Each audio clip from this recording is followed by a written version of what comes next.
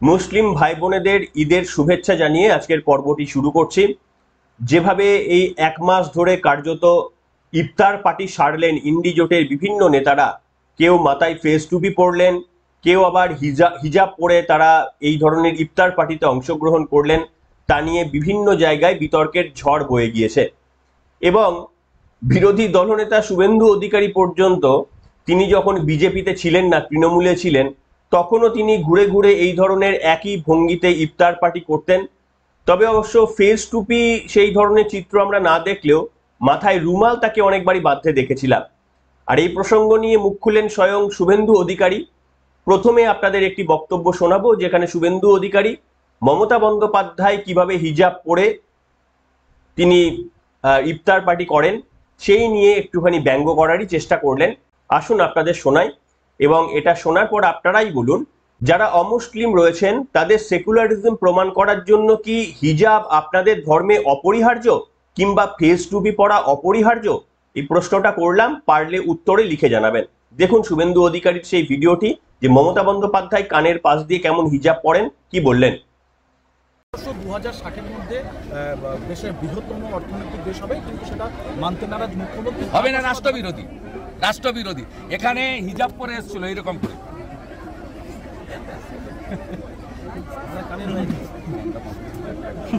এরকম করে হিজাব পরে এসেছিল এইখানে বয়ালে, আর সব হিন্দু লোক জয় শ্রীরাম করেছিল। রামনবমী দিয়ে রাজ্য পুলিশ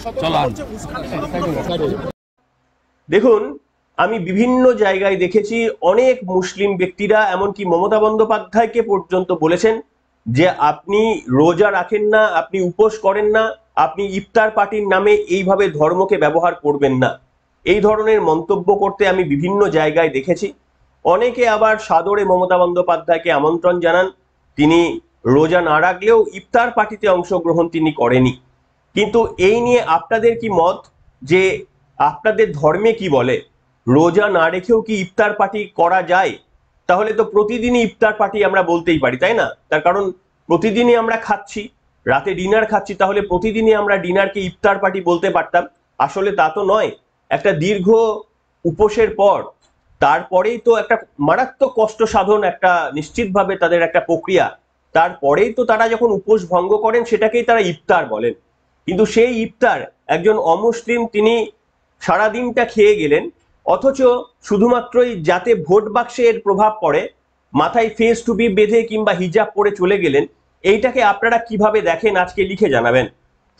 আপনাদের দেখাবো বিরোধী দলনেতা শুভেন্দু অধিকারী, আপনাদের যেমনটা বললাম, তিনিও একটা সময় কিন্তু এই তৃণমূলে যখন ছিলেন, তৃণমূলী কালচারে যখন অভ্যস্ত ছিলেন, তখনও তিনিও এই ঘুরে ঘুরে ইফতার পার্টি করতেন।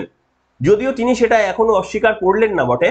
তিনি বললেন যে আমিও ইফতার পার্টি করতাম, কিন্তু আমি মাথায় রুমাল বাঁধতাম, কোনোদিন মমতা বন্দ্যোপাধ্যায়ের মতো করে এই রকম করিনি। কি বললেন তিনি, সেটাও শোনাবো আপনাদের। যে পরিস্থিতির কথা বলছেন, সেই পরিস্থিতিতে যোগী আদিত্যনাথজি যে ফর্মুলার কথা বলছেন, যে তিনি যদি পারেন মাইক খুলে নিতে, তিনি যদি কন্ট্রোল করতে পারেন, বাংলা কেন পারবে না? এই ফর্মুলাকে এই মুহূর্তে চালু হওয়া প্রয়োজন রয়েছে।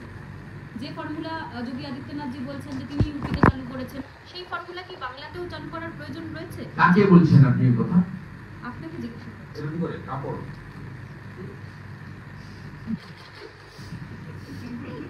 আমিও তৃণমূলে ছিলাম, আমিও অনেক ইফতারে গেছি। সেখানে এই রুমালটা থাকতো, যেমন পবিত্র গুরুদ্বারে গেল মাথায় কাপড় দিতে হয়, এইটা থাকতো, ঠিক আছে? তো এইরকম করে কখনো করছি।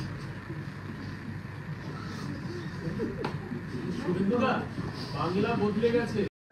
এটাকে আপনারা কনফেস বলবেন, নাকি অতীতে যে দলে তিনি ছিলেন সেই দলের কৃত কর্মের জন্য তিনি এখন অনুতপ্ত বোধ করছেন?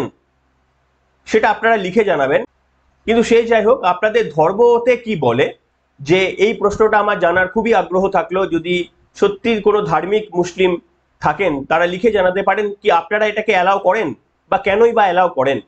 আপনাদের সঙ্গে যে কোনো কেউ যেতেই পারেন, কিন্তু যারা রোজা রাখছে না তারা কেন ইফতার পার্টিতে অংশগ্রহণ করছেন, এটা আপনারা লিখে জানান। যাই হোক, এরপরে আপনাদের আমি দেখাবো হিমন্ত বিশ্ব শর্মা। জানেন একেবারেই কংগ্রেস থেকে তিনি আসামে যোগ দিয়েছিলেন বিজেপিতে, এই মুহূর্তে মুখ্যমন্ত্রী। দৌর্দণ্ড প্রতাপ মুখ্যমন্ত্রী বলতে যা বোঝায় তিনি সেটাই। তিনি একটা অদ্ভুত কমেন্ট করলেন, আমার মনে হলো এটা আপনাদের শোনানোটা প্রয়োজন। তিনি তার সামনে উপস্থিত জনতাদের উদ্দেশ্যে হাত নেড়ে বললেন যে যেভাবে ল্যান্ড অ্যাকুইজিশন হয়ে যাচ্ছে, তিনি কার্যত ওই রোহিঙ্গাদের কথা বলার চেষ্টা করছিলেন যে যেভাবে এইভাবে আমাদের বা তোমাদের সম্পত্তিগুলো ছিনিয়ে নেওয়া হচ্ছে, এবার থেকে বেশি করে শুয়োর পালন করতে হবে, তাহলে আর জমি ছিনিয়ে নিতে পারবে না ওরা। জানি না এটা নতুন কোনো উপায় কিনা, বা সত্যি শুয়োর পালন করলে জমি রক্ষা করা যাবে কিনা। যদি এই ট্রিক কাজ করে তাহলে তো পশ্চিমবঙ্গেও অনেকে করবেন বলে মনে হয়, জানি না, তবে আপনারাই শুনে দেখুন। কিন্তু অসমীয়া ভাষাতে বলেছেন, আমি দেখে নিয়েছি তিনি যে শব্দটি উচ্চারণ করেছেন তার প্রকৃত অর্থ হচ্ছে শুয়োরের অর্থ হচ্ছে অসমীয়া ভাষায় সেটাই দাঁড়ায়। আপনারাও একটু শুনে দেখুন, পারলে গুগলও করে আপনারা জানতে পারেন, দেখে নিন। অলপ বেছিকৈ গাহৰিও পালন কৰিব লাগে, তেতিয়া কিছুমান মানুহ ঘৰৰ কাষত নাহে আৰু, হয়নে নহয়? অলপ গাহৰিটো বেছিকৈ চলাই দিব লাগে, হয়নে? মইতো বিচাৰো যে অসমত গাঁৱে গাঁৱে গাহৰি হৈ যাওক, যাতে মাটি দখল কৰিবৰ কোনো নাহে, হয়নে? গতিকে গাহৰিটো অলপ বেছিকৈ চলাব লাগে। শ্ৰদ্ধা ৰাইজ,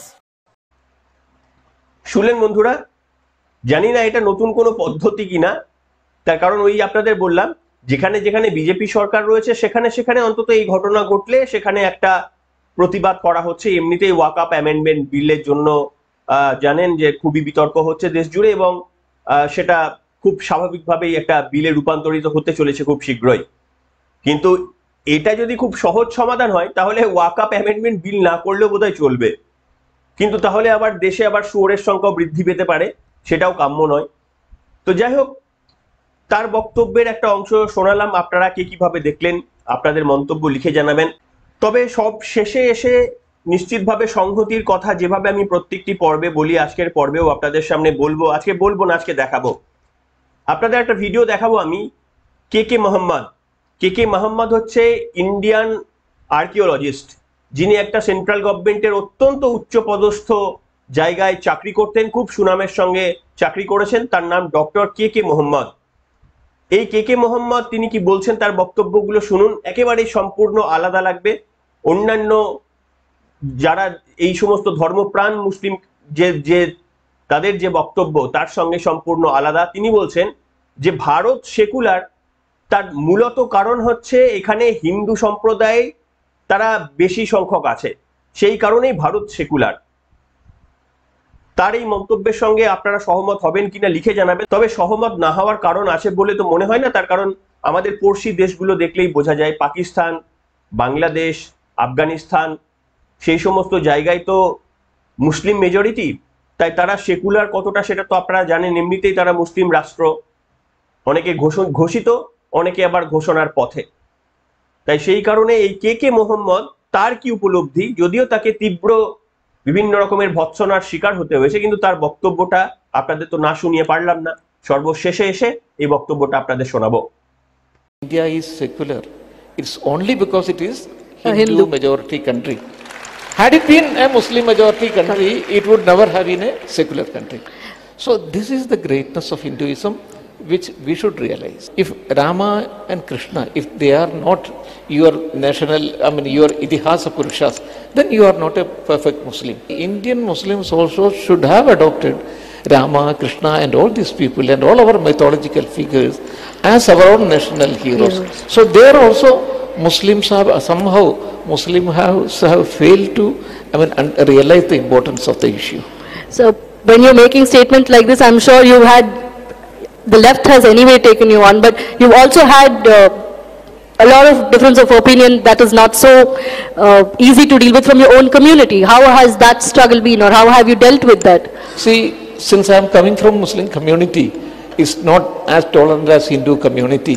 So there will be always oppositions, there will be problems. দেখুন, এই কে মোহাম্মদের মতো প্রচুর লোক আমাদের দেশে রয়ে গিয়েছেন। কেউ ভেতরের শ্রদ্ধা ভক্তি থেকে নিজে থেকেই করেন, কেউ আবার সর্বধর্মকে সমানভাবে একই চোখে দেখার চেষ্টা করেন। তবে মুখ্যমন্ত্রী মমতা বন্দ্যোপাধ্যায়ের মতো করে নয়।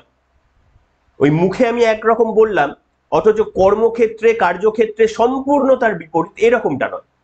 এখনো পর্যন্ত হিন্দু সম্প্রদায়েরও অনেক মানুষ আছেন যারা মনে করেন যে মন্দির, মসজিদ, গুরুদ্বারা, গির্জা সবটাই সমানভাবে সব জায়গায় মানুষ তাদের ধর্ম আচরণ পালন করতে পারবেন, এটা যেমন হিন্দু সম্প্রদায়ের মানুষ বিশ্বাস করেন, মুসলিম সম্প্রদায়েরও বারবার আপনাদের যেটা বলার চেষ্টা করি যে এই যে ঘটনা দেখায় তার সঙ্গে মুসলিম সম্প্রদায়কে সম্পৃক্ত করে দেওয়াটা ঠিক না। অনেক মুসলিম সম্প্রদায়ের মানুষরা রয়েছেন যারা এই সবের ঊর্ধ্বে, যারা নিজেরাও পছন্দ করেন না। আমি নিজে ব্যক্তিগতভাবে এই সমস্ত অনেক লোককে চিনি যারা এই ধরনের ঘটনা থেকে তারা নিজেদের সম্পৃক্ত করতে চান না, তারা লজ্জিত বোধ করেন, তারা মনে করেন যে এইভাবে আসলে তাদের সম্প্রদায়ের ওপর একটা আঘাত নেমে আসছে। তার কারণ হচ্ছে কিছু আশ্রিত গুন্ডা বাহিনী তারা এই কাজটা অবিরত করে যাচ্ছেন। তো এই কে মোহাম্মদের মতো মানুষ যদি এগিয়ে আসে আরো বেশি করে সমাজে, তাহলে নিশ্চিতভাবে আমাদের সমাজটা অন্তত পাকিস্তান বাংলাদেশের মতো হয়ে যাওয়া থেকে রক্ষা পায়। আজকের পর্ব এখানেই শেষ করলাম। আপনাদের যে কোনো বিষয়ে বক্তব্য লিখে জানাতে পারেন।